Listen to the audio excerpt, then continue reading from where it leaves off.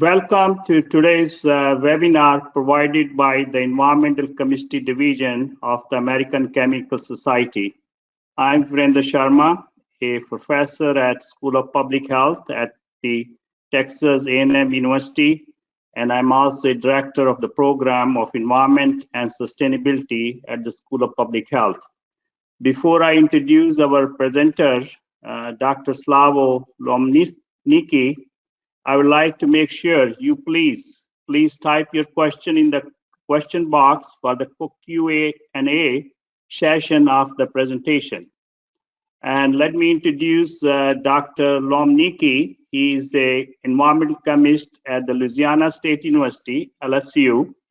He received his master's and PhD degrees from Adam Mickiewicz University in Poznan, Poland, following which he was trained as postdoctoral associate at University of South Carolina under the Professor Michael Emenidis.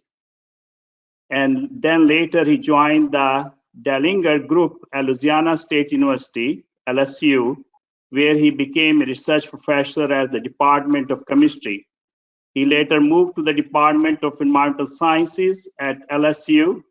Dr. Lomnicki research focuses primarily, but not exclusively, on the air pollution and emissions from combustion sources. He has been a chair and organized many international meetings, such as International Congress on Combustion Byproducts and Their Health Effect, Dioxin 2022 Central and Eastern European Conferences on Health and the Environment. He has published over peer-reviewed 70 manuscripts, articles. His research has been supported by NSF, NIEHS, private companies, EPA. And with this brief introduction, without delay, I request Dr. Lomnicki present the seminar. Please, Slawo. Thank you, Virender. Hello, everybody. I'm very happy that I can present some of our research done here at the Louisiana State University and beyond with my collaborators in other institutions. First of all, I just wanted to make sure that everybody is safe, and these are very hard and trying times for everybody. But we can join at least, through these virtual presentations and virtual webinars, and have some mutual discussions about the selected scientific topics. So today I'm going to talk about the environmentally persistent free radicals and how they translate the phenomena of the species, are they ubiquitous to the environment, or are they what they are formed, and how common they are existing, and the impact on the human health. So let me start with that. The first thing is that the name by itself, environmentally persistent free radical, seems to be using a terms mutually inclusive, radical and persistent. As we all know, the radicals generally, they are very reactive, short-lived and unstable species. If you look at the list of these different radicals they presented here, some of them are very short-lived and less than a microsecond, like hydroxyl radicals or hydrogen. Some of them are a little bit longer-lived. The longest well-known lived radicals are actually semiquinone types or peroxyalkyl nitrate. However, their lifetime and persistency is actually more associated with the way they are formed. The radical by itself is not long-lived. It's rather the cyclic process in which they are involved that makes them, stay in the environment for a little bit longer time. And when I'm saying a little bit longer time, I'm talking about the minutes. And of course, we have some actual molecular species that are radicals by themselves. So an example would be NO and NO2. They have an unpaired electron. They can be considered radical molecules. So with that, it is very interesting that when you actually collect some of the environmental samples, and since my primary interest is air pollution, I'm looking at the ambient air particulate matter. If you collect samples from ambient air, PM2.5 samples, you actually can detect the radicals present on those samples, which is, and it was observed for many years. However, nobody paid too much attention to that until early 2000s, where we started to look at it also a little bit by accident when it caught our interest while studying the formation of dioxins in the combustion sources. But anyway, almost all ambient air particulate matter in the size range of PM2.5 and smaller, they do contain this characteristic signal of radical species associated with them. And here I give also a comparison of typical combustion bore particulates, which is soot and biodiesel, which have a very similar signal. Of course, PM2.5 to major extent, 70% of PM2.5 is composed of the anthropogenic particulates generated from the combustion. So the signal on PM2.5 is a little bit diluted and weaker because of the contribution of other sources of the particulate. However, the same type of the radical signal can be observed, and that's why it can be fairly straightforwardly assumed that these radicals are actually associated most likely with these anthropogenic sources of the particles. And if you look at the combustion processes, combustion processes very well known, especially flame region, to have a lot of radicals present, which are associated with the thermal cleavage of chemical bonds, and you have a lot of radicals. However, these radicals are very reactive, very quickly they condensate, they react one with the other and form soot and other species. It is believed, however, that the release and formation of these environmentally persistent radicals that we later see on the ambient air particulate matter is rather associated with the cool zone of the combustion. When everything cools off, the off gases from the combustions are cooling off, there is a lot of surfaces, reactive surfaces on which such radicals can be formed. And not only radicals, the surfaces in the combustion, they are known to form a lot of other pollutants like polychlorinated dibenzodioxins, nitro PAHs, and oxy PAHs, and these are very active surfaces. And this is this slide shows you generally the particle reactivity model in the cool zones of the reaction, when you can have inclusions of the metal centers on which partially degraded fuel components or product of incomplete combustions are present, in the off gases at the temperature region between 200 and 600. They can reabsorb on the surfaces. And indeed, when we were studying the dioxins formation in these combustion sources, this is when we actually firstly discovered that this type of a radical associated with the surface are actually intermediate in a lot of the pollutant formation in the combustion sources. For example, dioxins, which are known also to be formed by the radical reaction, radical molecules reaction in the gas phase, it also extends to the surfaces, and you can have a radical reaction on the surfaces where actual metal centers on the surface accelerate formation of these radicals and kind of stabilization of these radicals.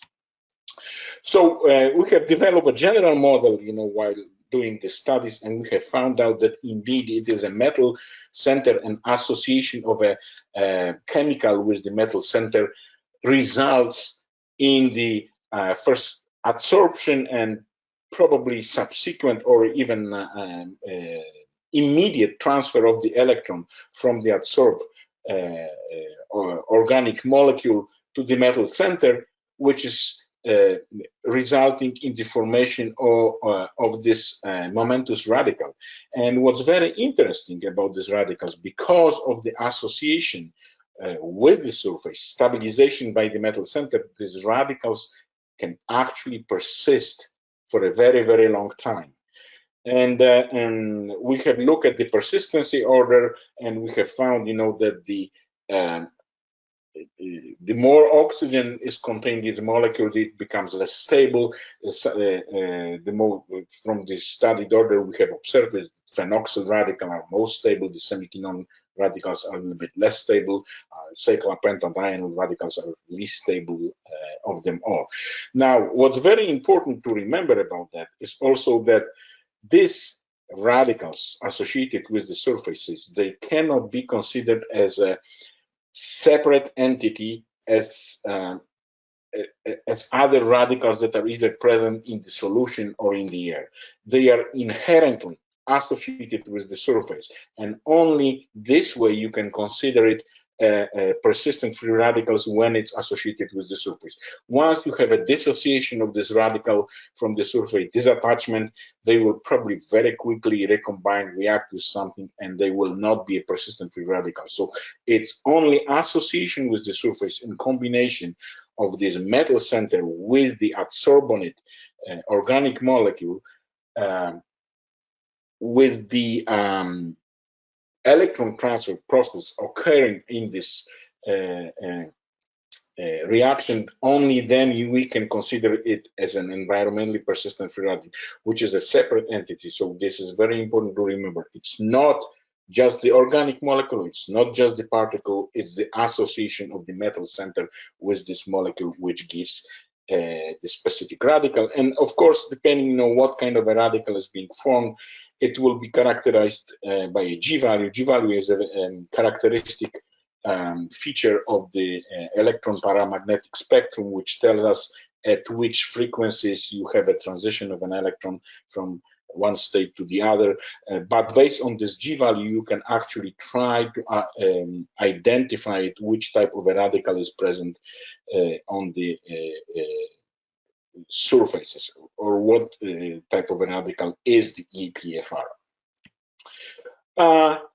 Because so many molecules, organic molecules, can attach to the surface in a different way, and this will produce a different type of EPFR radicals on the surface, sometimes it's very hard to compare some model compounds with the real life sample. So here I wanted to show you where we did the adsorption of different type of a precursor molecule on the particle surface to create our model particles for further studies. And we used, for example, hydroquinone, catechol, or we did the co-adsorption of a multiple precursors at the same time.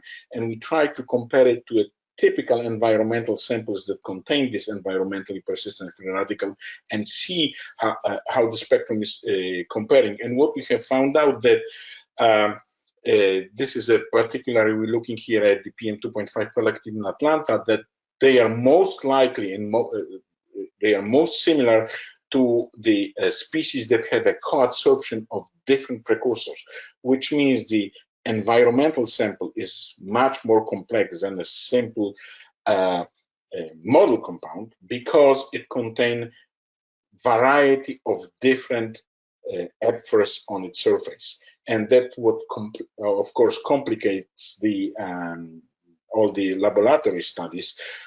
However, we can generally mimic this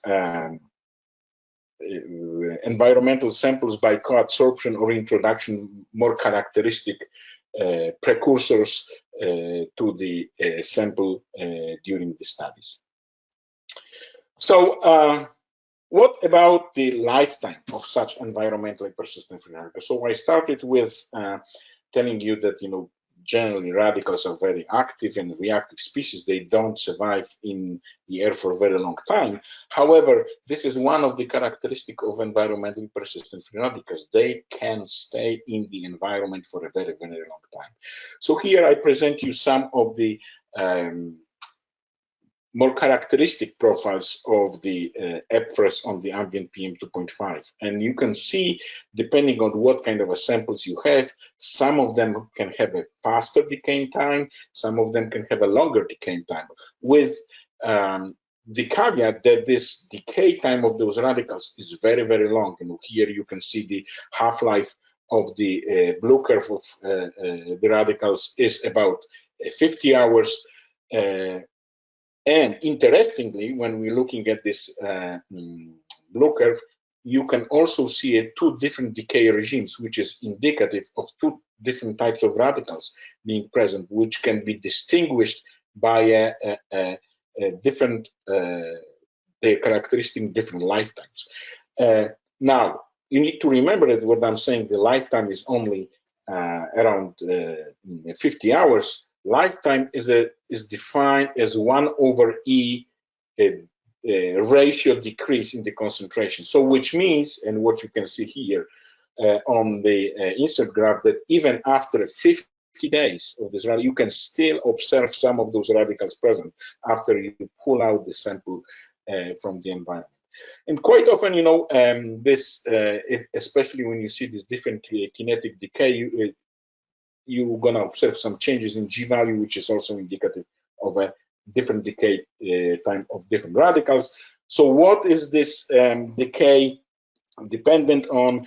Of course, it's going to be dependent on what kind of organic molecule is associated with the surface, you know, the way of the resonance stabilization it's subject to, but it also very strongly dependent on a type of the metal center that is associated with these EPFRs. So here we did an extensive study.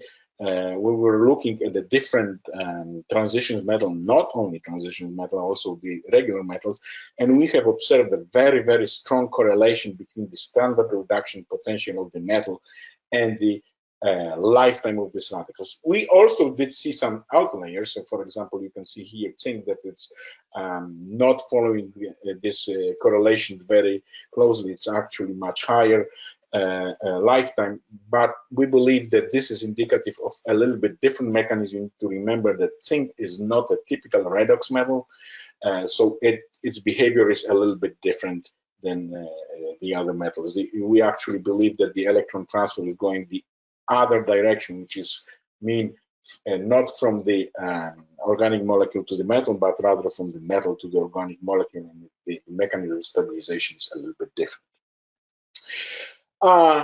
Now, one of the very interesting things is how such particles with radicals behave in the environment. And of course, it is very well known that a lot of aromatic molecules are chromophores, which means they can absorb light, and this quite often results in a promotion of electrons to the excited state and can result in some dramatic changes in the chemical speciation. And we did indeed observe the impact of the solar irradiation on the EPFRs.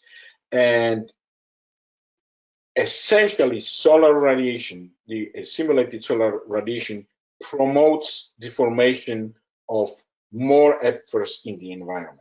We also did some studies when we looked at some ambient air particulates collected from the environment. We keep them in the laboratory in the dark, and we re-expose it to solar radiation multiple times, and we observe this very characteristic diurnal pattern, okay, which means during the light phase the concentration of the radical increases, then during the dark phase the radical intensity drops, and then when you expose it to solar radiation again, you have back increase of the radicals. However, what's also very characteristic in common is that every time, after the re-exposure to solar radiation, the equilibrium concentration of these EPFR radicals on the surface is decreasing slightly.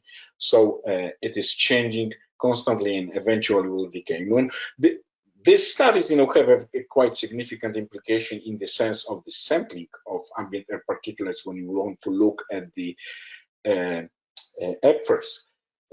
Most of the samples are actually operating in the dark, and if you want to collect, sufficient amount of the material for some biomedical, let's say, studies, you need to collect it for an extended period of time, which means you keep those samples in the dark, which is essentially changing the characteristics of those radicals, comparing what they would be in actual environment when they are exposed to the solar radiation. So this is something that needs to be kept in mind.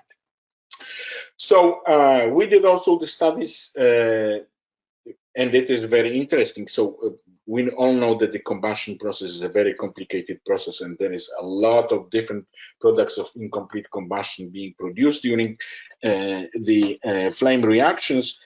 And it is interesting to look at it if the actual composition of the fuel do impact the speciation and yield of the radicals that are being later present on the particulate matter. And we did see some very interesting observations. So, for example, definitely the polyphenolic fuels like wood materials, they generally produce much higher concentration of EPFRs on the emitted particulate matter comparing to anthracinous materials like graphitic or anthracene coal. What's very interesting also, that even if we take this polyphenolic materials like wood, there is a lot of lignin present in wood, which is a polyphenol, and so that's why it would be very prone to the formation of this EPFRs on the particulate surface.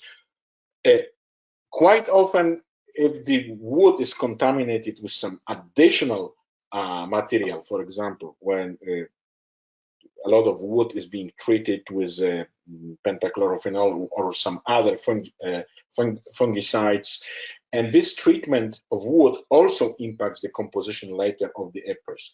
And so here is an example that you can see how the decay profile is completely changing of the EPFRs when you have present 2-monochlorophenol in the wood chips. So far I was talking mostly about the combustion-borne particulate matter, but it is quite interesting to look also at the EPFRs from a different perspective.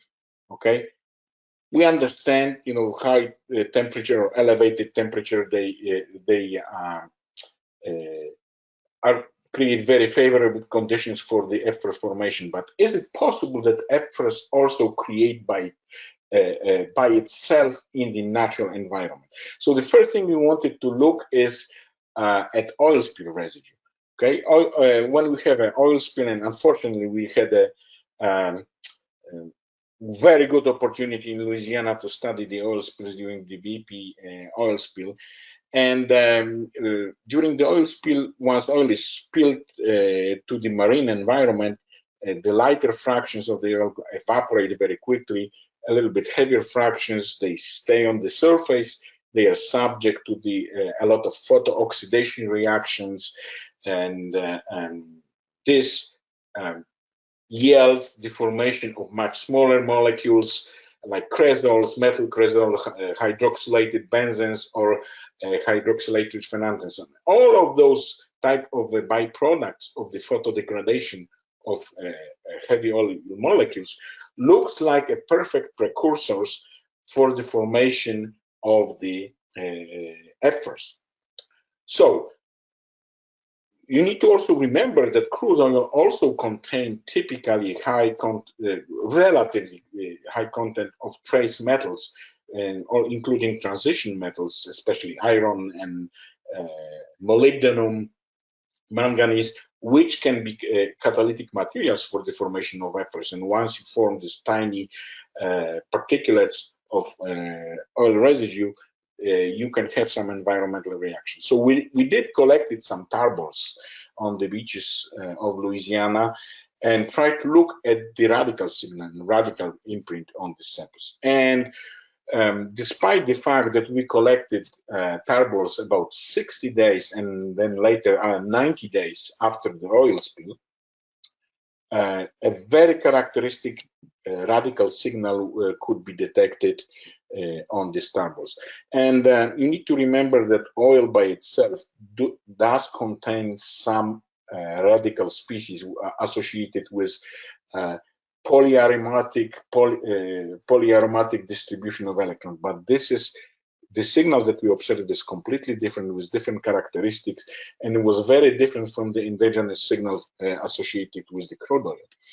And once we collected the tar balls, we again, tried to do some studies on the decay of these radicals in tar balls, once pulled out of the environment, and the lifetime was found to be very long, about 500 days. And even more interesting, if you look here at these graphs, after aging of these tar ball particles, you could see a clear distinctions of two different types of radicals, ones which are endogenous radicals, and the other one is the strong radical associated with the EPFRs formation in the spills of crude oil. So this is, this gives us a very interesting clue that this reaction can actually proceed even at ambient conditions, given they are very favorable for the reaction to proceed. So we'll also look into the different soil materials. Soil by itself do contain some radical signal associated with the semiquinone molecules originating from the humins that are present in the soil. However, these radical signals are very weak. Now, we did collect some samples since we're working a lot with the Superfund research program, and we're doing research on the Superfund side. We were interested to see if the soils contaminated with some persistent chemicals, if they over time can form environmentally persistent free radicals on those soils. And we did found some sites that were contaminated with pentachlorophenol. Pentachlorophenol was used for many years as a fungicide for wood treatment, and pole and the railroad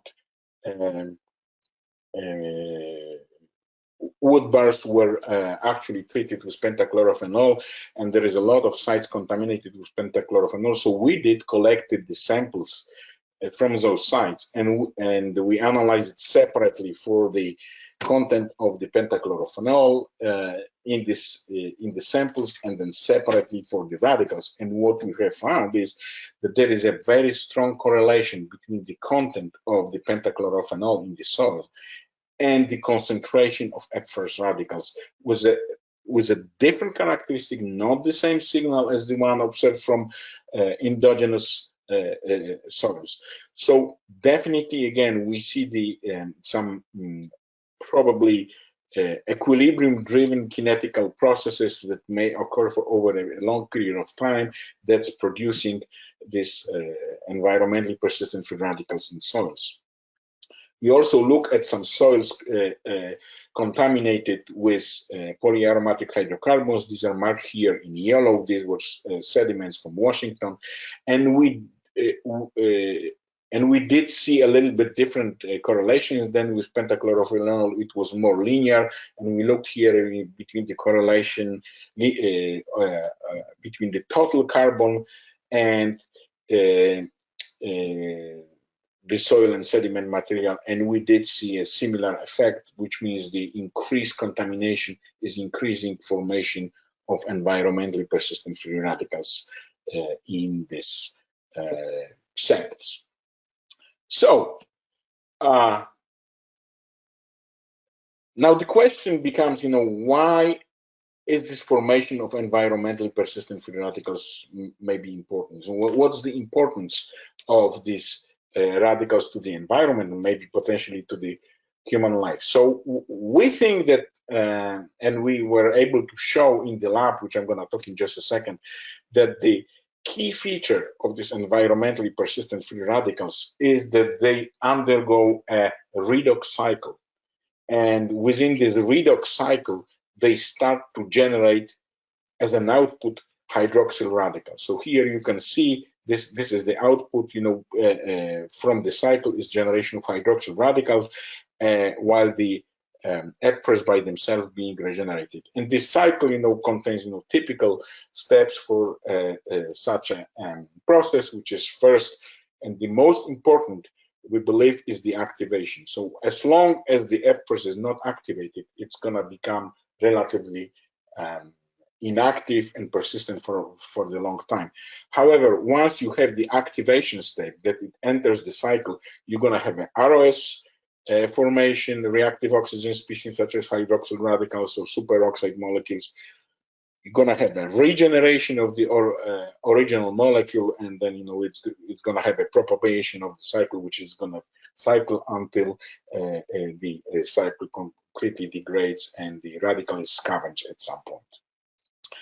So if this is true, we should be able, first of all, if this cycle is true, first of all, we should be able to detect the output of hydroxyl radicals once some medium are exposed to hydroxyl radicals. And secondly, the amount of the hydroxyl radicals formed should be much higher than the ratio of 1:1, which means that if each cycle produces 1 hydroxyl radicals, there should be much more radicals present than the EPFRs by itself from such a system. So here are some preliminary experiments we did some time ago when we use a fresh PM2.5, just freshly collected, which form a lot of hydroxyl radicals, and we measure it as a DMPOOH spin adduct because hydroxyl radicals lifetime is too short. You cannot measure it directly. We use a special technique, and we compare it with the same PM2.5. However, we aged it in the lab in dark to make sure that the radical concentration drops, and we did see a big difference between the fresh and aged, which means that this hydroxyl radical generation is actually associated with the EPFRs concentration on the surface of the particles itself. Now, we did later on some studies with different size fraction of the particles, PM.1, 2.5, 0.7, and we were trying to compare how actually does the concentration of EPFRs translate to the overall output of hydroxyl radicals. And when we did this study, we have found out that depending on the size fraction of the particles, they produced somewhere between 10 to 20 hydroxyl radicals per 1 EPFR molecule, which essentially means that average cycle length for each EPFRs is somewhere around 20 times. So, the EPFRs can turn on the cycle about 20 times before they become scavenged or decomposed. Now, since the ambient air particulate surfaces are very complex, and not only ambient air particulate, but general any other environmental samples that can contain many different types of contaminants within the same region. So, and we know that EPFRs, once they activated, they can generate hydroxyl radicals. We were very interested to look at it if this hydroxyl radical generation by EPFRs can even further impact the composition or the environmental changes within the sample. Or other words, is it possible that EPFRs, they are not only the natural way of degradation of the chemicals by itself, but their product of the degradation even further enhance the environmental degradation and oxidation of other co-contaminants. So we did a very simple experiment where we put on the same particles EPFRs, and in this particular case, we did the studies with naphthalene, and we exposed it, into the solution at 25 degrees Celsius, just to see if just the mere presence of together of metal naphthalene and EPFRs will yield any changes in the metal naphthalene composition. And we were very surprised that already at 25 degrees Celsius, a lot of metal naphthalene become oxidized with these different species.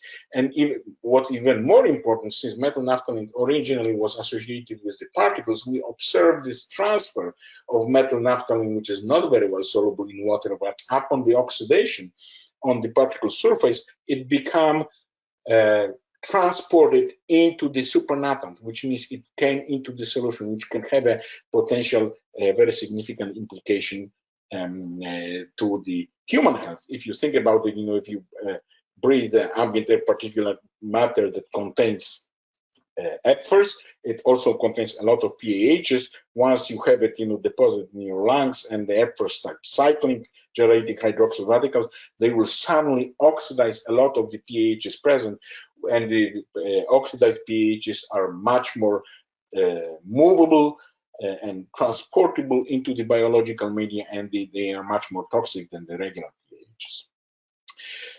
We also wanted to look at another very important aspect of the EPFRs.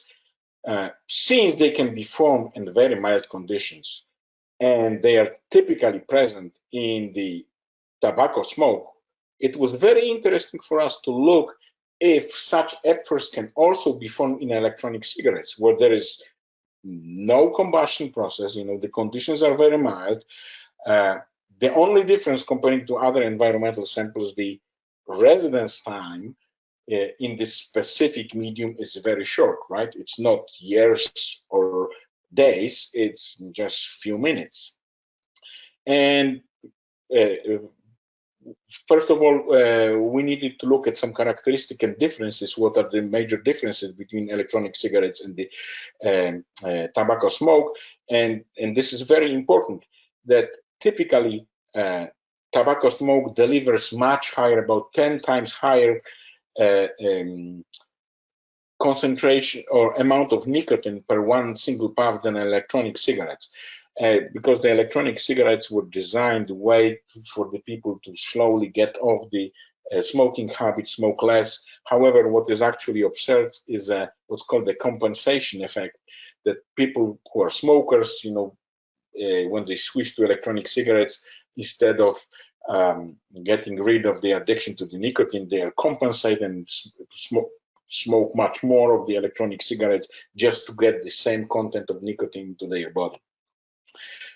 And we were actually very surprised that electronic cigarettes produced a very similar signal, radical signal, the EPFR signal, as in the tobacco smoke cigarettes, with the difference that the concentration of radicals is much lower. Okay, so here you can see mainstream smoke tobacco and second-hand tobacco smoke. And here is this two-line blue and orange is coming from a different flavors of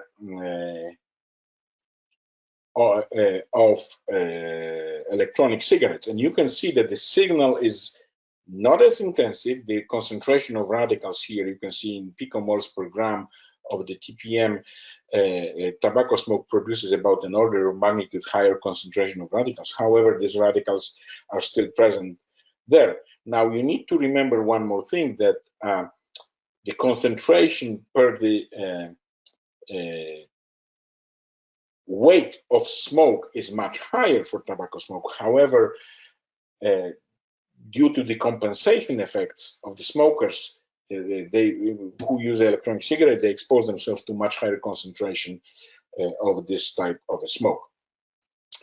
So we also did look at how, okay, so we know that the EPFRs are present there. So next thing we wanted to look at is if these EPFRs in electronic cigarettes, can they also generate hydroxyl radicals?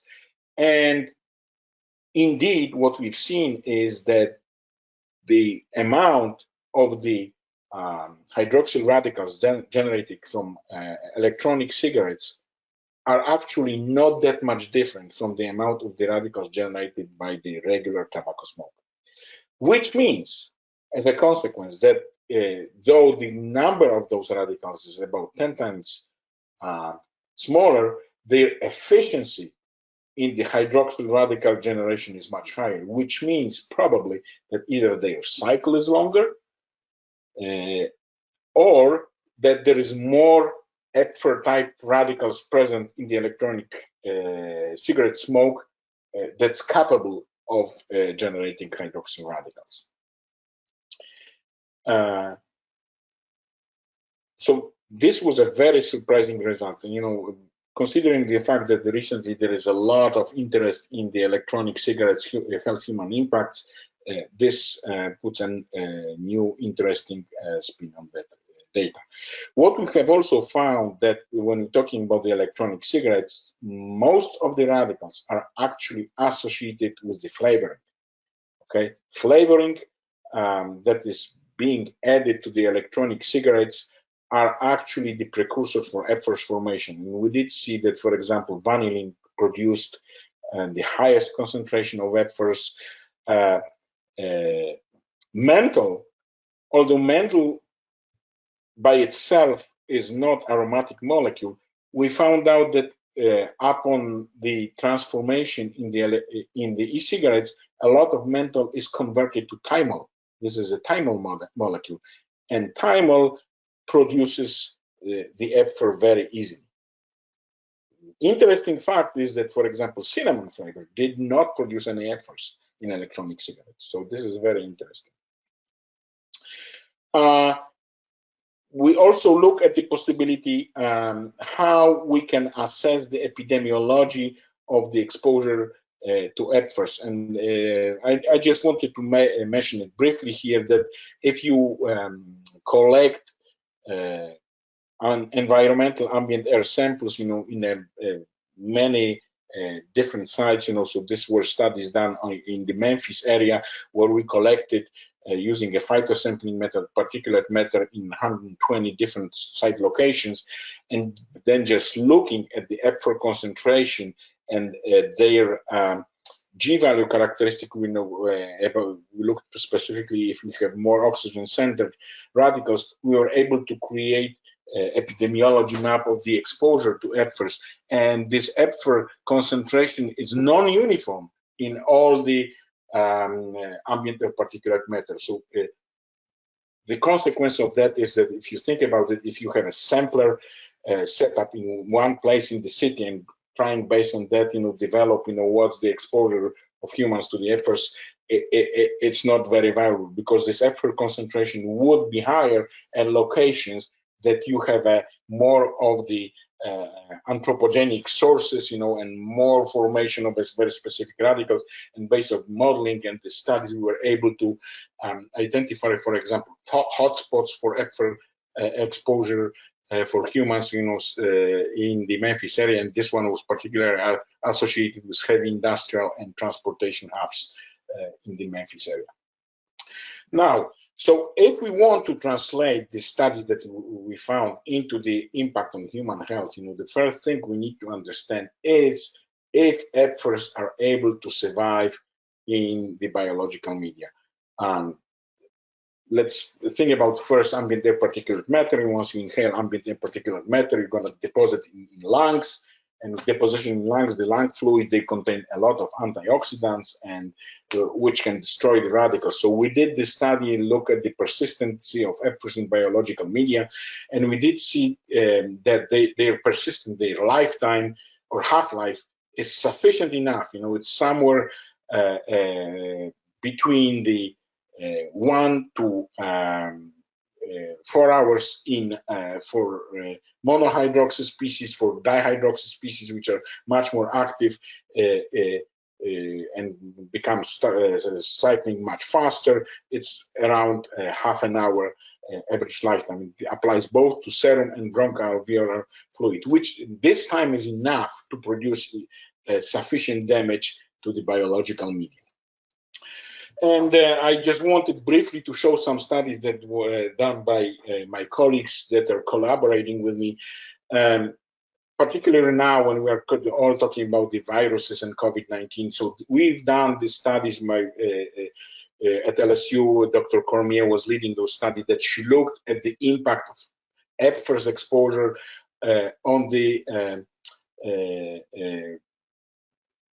early disease onset for influenza and increased mortality. And what we did found that if you have a co-exposure to a virus and particulates containing EPFRs, the mortality of the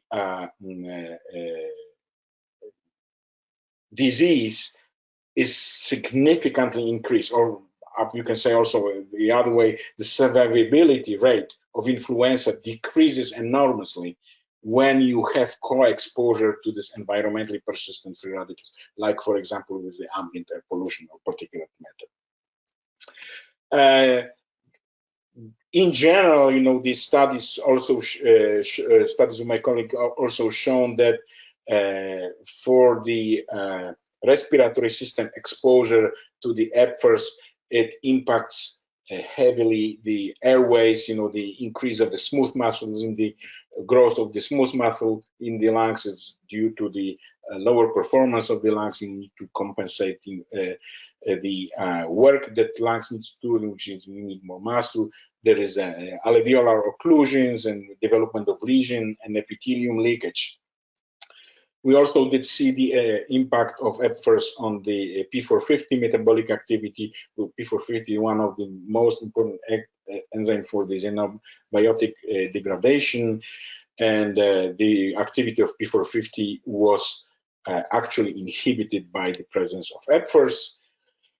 And to briefly summarize this seminar, I would like just to emphasize a few points, that EPFRs are very ubiquitous in the environment. They are not exclusively associated with the anthropogenic sources. Originally it was thought that anthropogenic sources are the major source of the EPFRs, and it's true, they produce a lot of EPFRs, but also in the ambient environmental conditions you can have formation of EPFRs. Still, there is a lot of work needs to be done to understand better the EPFR chemistry a little bit, how is its formation, the kinetics of the processes, particularly the understanding how they become activated in the biological media, what factors impact their lifetime and stability. But there is one clear thing that appears from the study that we have done, is that EPFRs is most likely an intermediate in a natural degradation pathway of a lot of aromatic compounds. And not only that, their ability to generate hydroxyl radicals may even further enhance the ability to degrade other pollutants that are present in the environment. And of course, human exposure is associated with a very high health risk, due to this ability for the EPFRs to generate hydroxyl radicals, and hydroxyl radicals are known to be a very serious threat to the live tissue. And of course, major activity of both environmental and biological activity of EPFRs is associated with the redox cycling. And this is probably one most important future way how we can characterize EPFRs is how many cycles it can undergo before it's being degraded, which means how much of hydroxyl radicals they can generate. And I would finish my presentation to acknowledge all the collaborators. All the data I have presented is a work of a lot of different people. And this studies was originally started, I work with Dr. Barry Dellinger. Unfortunately, he's no longer with us. And I have a lot of biomedical collaborators, for Dr. Stefania Cormier, Dr. Tammy Dugas, Kurt Werner, Wayne Backus, chemical collaborators, Dr. Polyakov, Cook, Spranger, Dr. Oyana, who did a fantastic job when we were working in epidemiological studies in Memphis, to model the distribution of EPFRs in the air. And a lot of different students, former students right now, also contributed in postdocs to this work. Albert de la Cruz, Ajit Gimre, Chuchi Guo, Farhana Hassan, and Eric Vajerano. And majority of the funding to the studies were provided by National Institute of Environmental Health Sciences, in particular Superfund Research Program. And with this, I would like to finish and see if there are any questions. Excellent, Slawo. Very nice presentation. Thank you.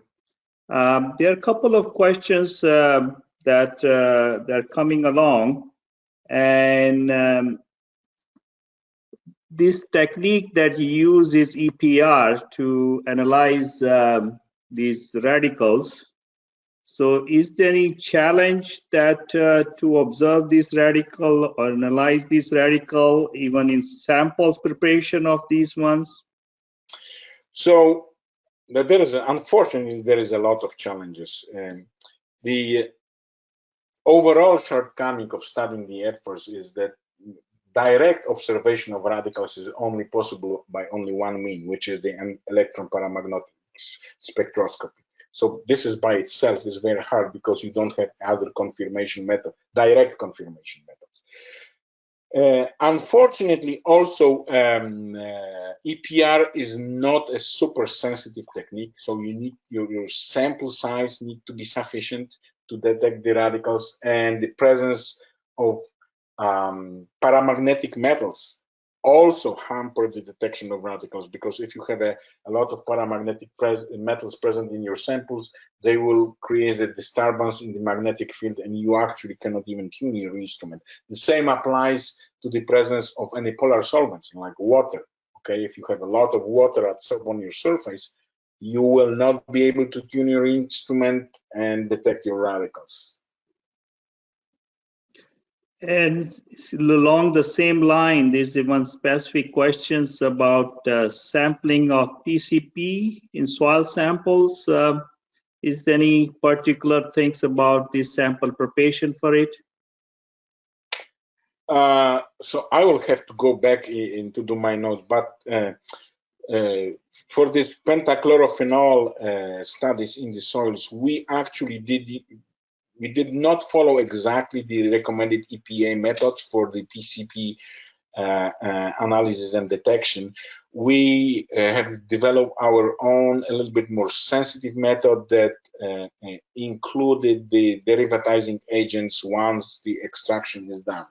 So, but you know, whoever is interested can send me an email and I can explain it further later. What about anaerobic conditions without some oxygen? Did you have any comment on that? Did what?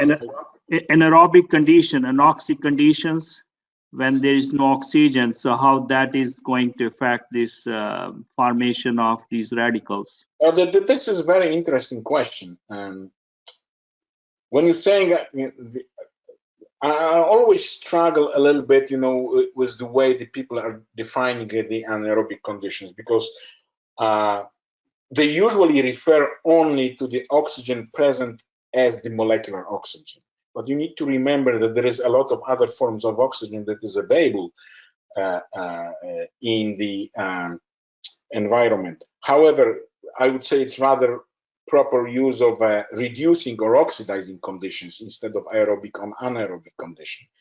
But I think, you know, the lack of molecular oxygen in general enhances or prolongates the life of the EPFRs, because we did see some impact of oxygen by itself on the life of the EPFRs. And this couple of questions are coming about your research, and very, very interesting about your e-cigarette and tobacco. So is there any role of metals here? Because sometimes you don't see, and so if you can throw some lights or a little bit expand, or just 1 minute, that'd be appreciated, Slawo. Right. So we actually have a manuscript right now submitted to ESNT, and it's under the review regarding these studies, and these are very interesting studies. So the general, there is a lot of challenges associated with this studies of electronic cigarettes. First of all, is because electronic cigarette smoke is mostly water and glycol solution, and this is the problem with studying these radicals, is that you cannot have water in your sample when you want to analyze for those radicals. So we had to develop a special cartridges or sampler for the smoke that we later have to collect and very quickly freeze dry it to remove all the water that's present in the sample, and only then analyze for the EPFRs. Of course, this makes it everything much more complicated, particularly when the radical concentration is very small. And we extending this study also to see how much of the hydroxyl radical generation is associated with them, and there is some significant amount of hydroxyl radical generation, and we see clearly a correlation between the flavoring. It's actually not the nicotine or glycol that's impacting this formation of these EPFRs. It's actually mostly the flavoring agent, and it's heavily dependent on what kind of the flavors are being used. Then in the beginning, there was a question, just postulation or some thinking going on. We normally use in vehicle when some organic binders, so they can normally release. And just wondering if the light is or solar light get exposed. Is any role of or possibility of formation of the radicals there? In what? I didn't understand. In organic binders in the vehicle, when you drive or they release from after combustion. You mean regular tobacco? Yeah. Well, yes. That's very possible, but regular tobacco, you need to remember that tobacco is woody material. It contains a lot of lignin by itself, which is a polyphenolic material. And indeed, our studies show that the composition of the fuel of any anthropogenic source of combustion do impact the formation of free radicals. But I will have to look, exactly, how much of this binder is comparing to the mass of the tobacco by itself. Okay. Well, there are a couple of more questions. I think I increased those one to ask you directly, or we will see, or you can, if you have time, respond those ones. But it's very lively discussion and a very nice presentation. Again, I thank you, and also from the division behalf of environmental chemistry, we all thank you for giving very nice presentation. With this, the seminar or webinar is concluded, and have a very safe and healthy days ahead. Thank you. Thank you, everybody, for attention.